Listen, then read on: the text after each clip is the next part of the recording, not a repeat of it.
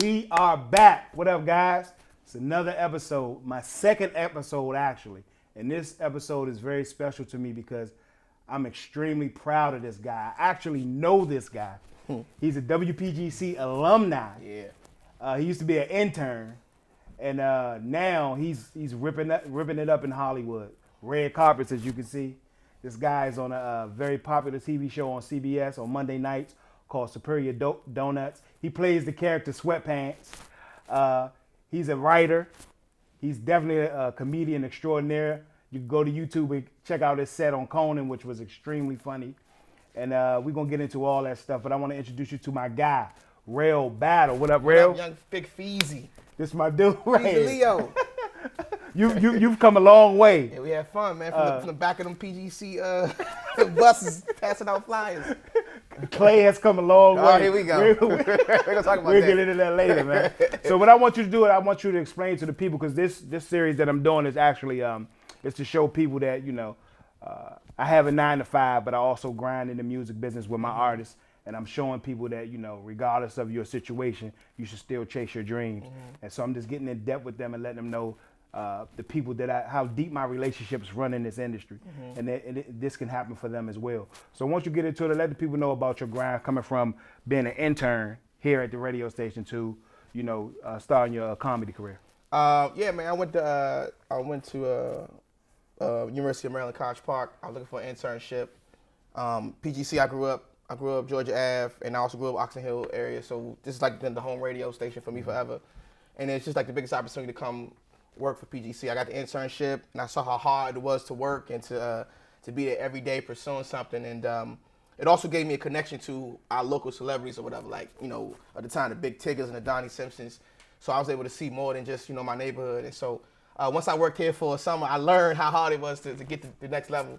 So I took that, applied that to stand-up comedy, and just, you know, actually clean out the WPGC office for 6 weeks straight, sweaty. It's nothing to go to a couple open mics and take some L's and learn how to get good in the game. So that all started from just, you know, we're from a city of grinders, man, and just kind of excelled at over the course of time. So, yeah. What was your first big stand-up show? Like, what was your first big set? Set or like? The set that you felt like, okay, I'm on to something. Oh, man. Was it TV? Was it the Improv in LA? Like, who was on the show with you? Where did you was like, I'm on the show with such and such, so it's on now? I host a show in LA called Chocolate Sundays, which is like everybody and their mom has done the show, from Cat Williams to Kevin Hart. It's like the big LA show that every celebrity that comes in town for the Grammys, for like MTV or whatever, they all stop by. Every celebrity stops by that show. And I remember I couldn't get into the Laugh Factory. I'll be outside trying to get in. Let me get in. They're like, nah, you don't know you. So my man Ron G, who's a comedian out there, let me get in. Ron G. You know Ron G? Shout out. I don't know him, but I know him from TV. Good dude, yeah. Yeah. So he let me get in, and then I was there every Sunday, like, let me get up, because every time it was the hottest show in the city. And one day the young guy who didn't go up on the first part, you know, they give, you know, new guys 3 minutes. He didn't go up. He didn't show up, but he was late or whatever happened. And I'm in the corner every day, like Rabbit from 8 Mile, like, it's only one shot, not, you know, I'm in the corner. And they go, hey, Terrell, go up and do a quick 3 minutes. And I go, you know, I had to get my shit together. This is my spot. Yeah. And I got focused. I get my jokes together. And I went up there. I did a really good job. And then they ended up letting me host the first part of the new guy show. So then I got a job off that night. So it's just about opportunity meets preparation. You know what I'm saying? That's it. It's the time to do it. Yeah, that was a big one for me. So where did the acting come in, like the acting perspective? At Maryland, I did theater at Maryland, and then I ended up moving to. I ended up wanting to work in radio after Maryland. That didn't work out. I just, you know, it was just tough for me. He had to clean out the closet. I had to clean out. I thought it was gonna be like, I thought it was gonna show up. I'm there on day one, day two. I'm on radio. I'm Donnie Simpson's partner. I felt like I was gonna be a little Big Ticket. My goal was to be Big Ticket. I was like, real talk. My dream was to be Big Ticket. Coming up, and I came out. I was an intern. It didn't work out. Shout out Tig. Tig, what up? Tig. It didn't work out like I wanted it to. I didn't understand the game and how the grind goes, and so I ended up trying to move to New York to do radio. I went to New York for a summer. Like the summer after, I worked at MTV as an intern, and then I was like, all right, radio might not be my thing, and so I worked in theater, so I ended up saying, well, I've done radio, I've done theater. Let me go to LA and pursue it. And I just jumped out there and started really grinding and working hard to build that part of my craft. Yeah. So what was your first major role? Was you an extra in something, or what was your first speaking role? The first thing I ever did was I played a slave. Okay, I thought you were about to say I did porn. I was Nah, gonna say, hold on, cuz. Nah, I ain't do porn. They don't pay enough.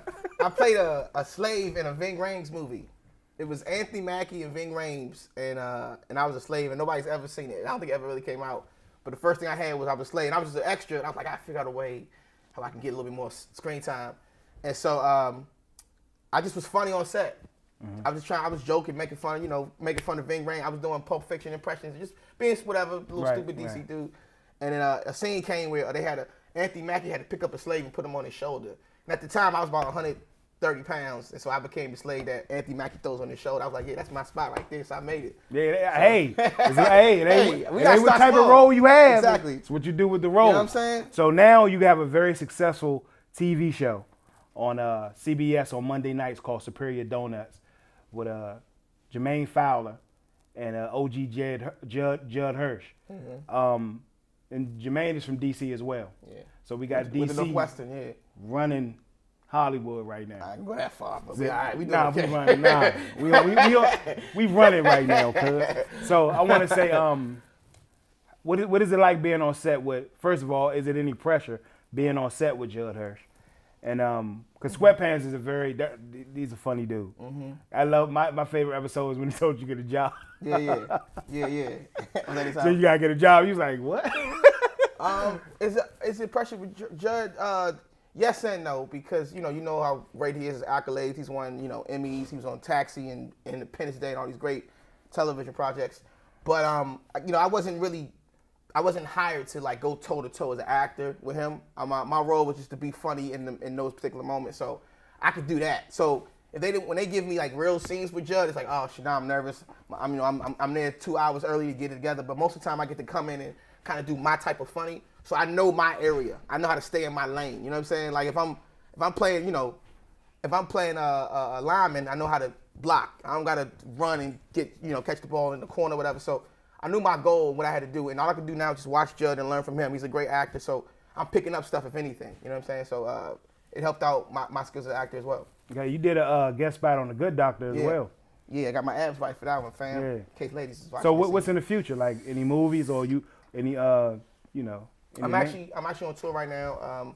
This is my second stop on my tour. I went to Vancouver and DC. I go to New York tomorrow, and I got Connecticut, and I got to go for Phoenix, and then to Edmonton. So I'm on tour right now for the summer, and then we're gonna get back. I'm gonna be writing on some shows coming this fall, so that's gonna be pretty exciting, man. Okay. Recently, I've been watching you, and recently I've seen you. You've been chilling with Will Smith and Dave Chapelle, bro. Yeah, we having fun, man. You know what I mean? I see you. I mean, I'm like, look at my youngin. You know what I'm saying? Look at my younger Will.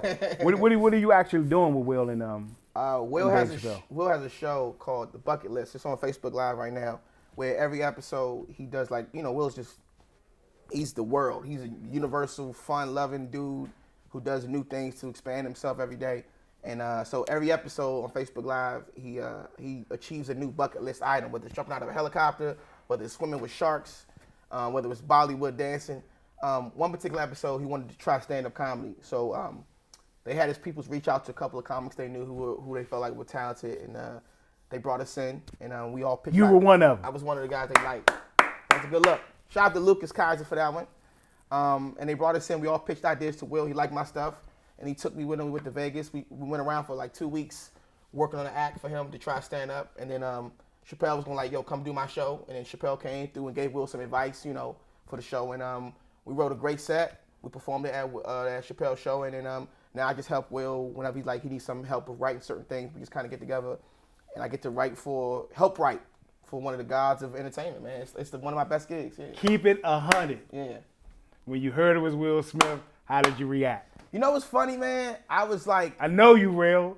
Keep it 100. I'm keep 100. I wasn't really gassed because I live in LA. LA, in other cities it's like wow. And in LA, you can see Eddie Murphy at the Starbucks. You can see, Rihanna at the mall. You know what I'm saying? What mall is this? In LA.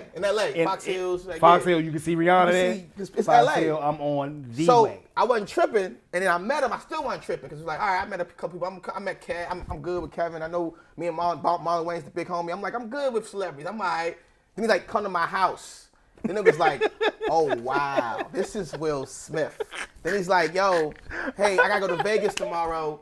Can you come with us to Vegas? I said, all right, I'm going to meet you at LAX, the airport. He said, no, we're going to Van Nuys. I say, that's private jets. He's like, yeah, I'm Will Smith. So then it was like, oh, this is real now. Now I'm living that life. Yeah, You know what I yeah. mean? We rolled up to. You deserve it. You deserve we it, worked man. hard. You deserve it, baby. You deserve We rolled it. up. We rode to the hotel, and we go to the hotel to check in. I'm like, oh, y'all might have gave me this crazy room. The door, you walk in, and it's at the Wynn, special Wynn, and then the windows open for you, and they play music you like. It's crazy. And I go, hey, y'all must have gave me Will's room. You might be the wrong one. They go, nah, that's your room on Will. So it's like, okay, this is the life that you got famous, you got superstar, you got out of here. Out of here. His fame is a whole nother level. Yeah, that's what out of here is when you go in your hotel room and it's like 5 white girls. Yeah. Yeah. They know your musical preferences and your temperature. Everything. So, you know what I'm saying? I don't get that. You know what I'm saying? So you rolling with Will now. I mean, will I happen to see you in Bad Boys 3? Listen, man. Can you talk about it? I mean, let me know. No, listen, I tell you, no. I tried. Let me tell you something. I sent emails, texts. Hey, Will, what's up? Hey, Big Willie. No, I tried. They still shooting. I'm hoping for a call. Like, hey, Will, put my man in the movie. I be liking all the pictures. You know what I mean? Yeah. I wish, bro. That'd have been a dream come true, man. Well, man, I'm extremely proud of you, bro. Thank you. Coming from WPGC intern to doing your thing in Hollywood. Yeah. And I'm gonna support you continuously, bro. Yeah. You know what I mean? So all my 9-to-5ers out there, don't let nothing stop you. I'm telling you, your job, school, whatever you do, keep chasing. This is a prime example of what happens when you keep chasing. Thank you for tuning in. Second episode of Why Trust the Bus Driver. I'm gonna check you guys later. Peace.